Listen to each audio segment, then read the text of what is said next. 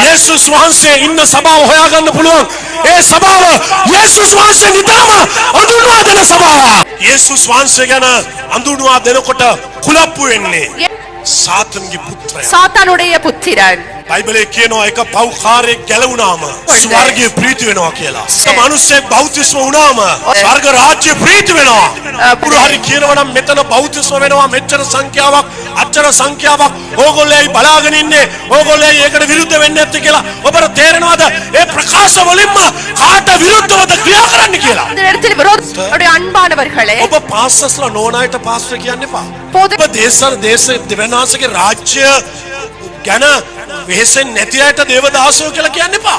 அவருடைய ராஜ்யத்தை යේසුස් ක්‍රිස්තුස් වහන්සේ වෙනුවෙන් වැඩ කරන්නේ නැති අයට සභාව ભેද කරන අයට පාස්ටර්ස්ලා කියන්න එපා. ඔබ ඒගොල්ලන්ට වෙන වෙන නම් කියලා කතා කරන්න. දේවදාසෙක් වෙන්න හැමෝටම බැරි නිසා. දේවදාසෙක් කියලා කියන්නේ දෙවියන් වහන්සේ වෙනුවෙන් කැප වෙලා ජීවත් වෙන අයට. අපි ඇවිල්ලා ස්වාමින් වහන්සේ ඉදිරියේ සිංහ පැටව මිසක් ගොම් පැටව හරක් පැටව බලු පැටව නෙමෙයි. ඔය හැමදාම සිංහ තේජසින් ඉන්නවා. බල්ලෝ තමයි සිංහෝ දැක්කම කෑගගා පුරන්නේ.